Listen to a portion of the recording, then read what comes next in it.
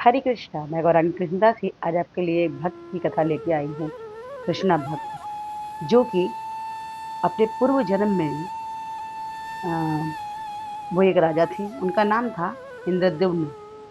राजा इंद्रद्युम्न जो थे, वो कृष्णा की, नारायण की बहुत सेवा और पूजा किया करते थे। लेकिन अपराध तो उनसे भी हो गया था एक बार। संत अपराध, वैष्णव अपराध। इस तरह से अपराध हुआ था।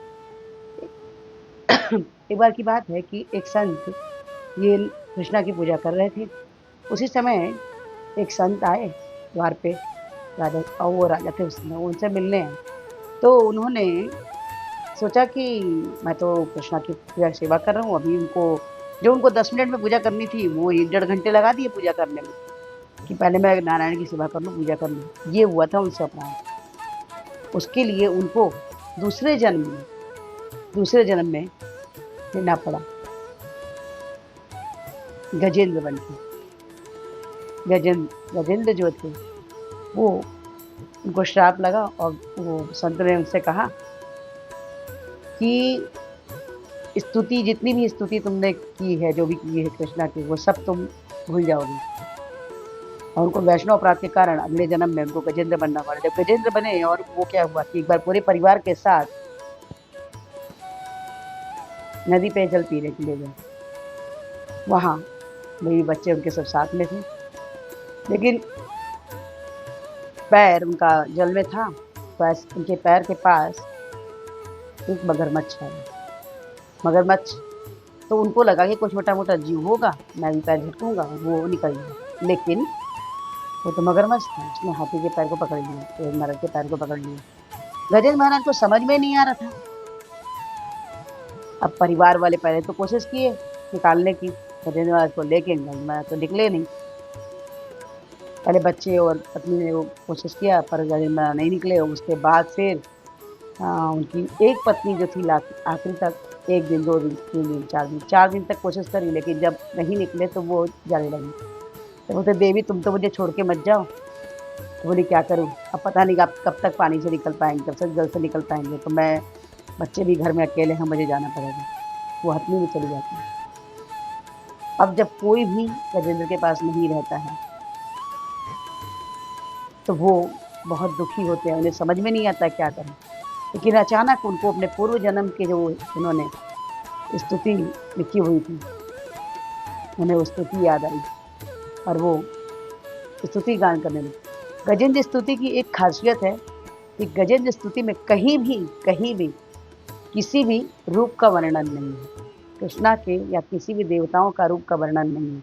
सारी देवी देवता गजेंद्र स्तुति सुन के आकाश में देखने लग गए कि अगर ये नाम ले तो हम पहुंचे। लेकिन गजेंद्र महाराज किसी का नाम नहीं लिए, और वो स्तुति गान करते रहे।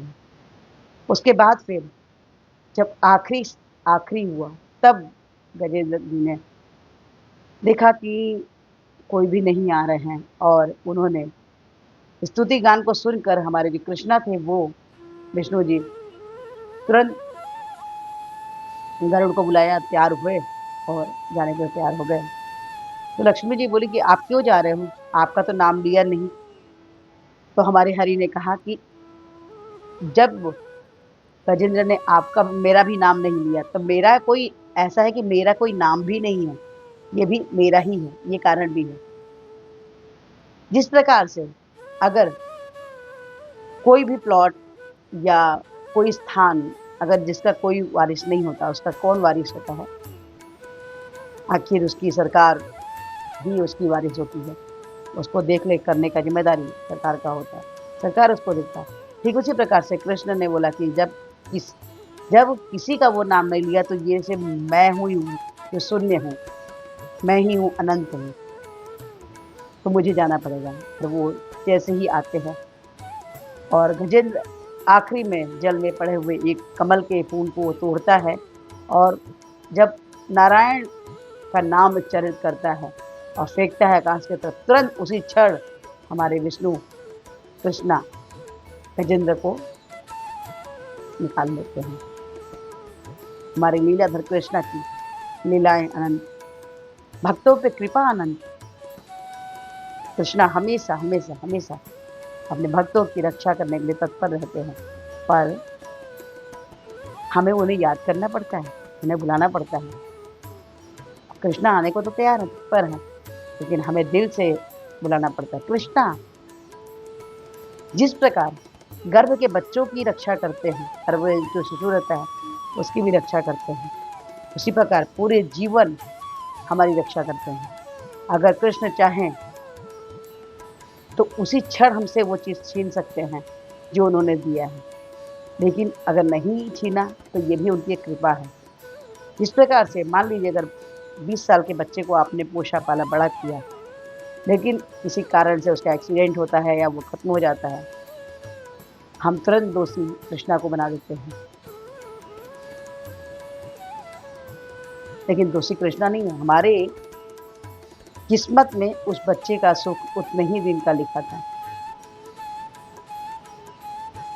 लेकिन अगर वो बच्चा, आपको नहीं पता उसका संग क्या अच्छा है, क्या नहीं है, लेकिन अगर वो बच्चा आगे चल के आपको कष्ट पहुँचाता, जीवन में कष्ट देता, तो ये तो अच्छा ना होता, इसी कारण से भी।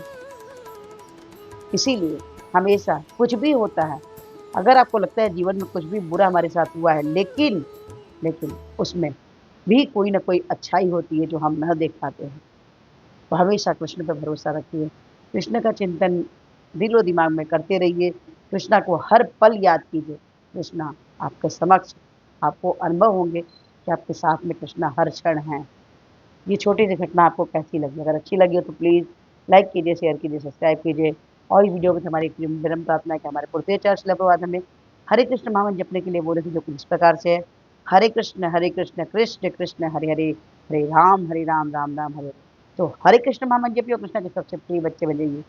प्लीज़, प्लीज़, प्लीज़ आज से एक माला जपिए, अच्छा लगता है तो 2, 2 से 4, 4 से 6, 6 से 8, 8 से 16, 16 माला जपिए और कृष्णा के हेतु की कृपा के पात्र बनिए। तो आज से ही माला जपिए। हरे कृष्णा, राधे राधे।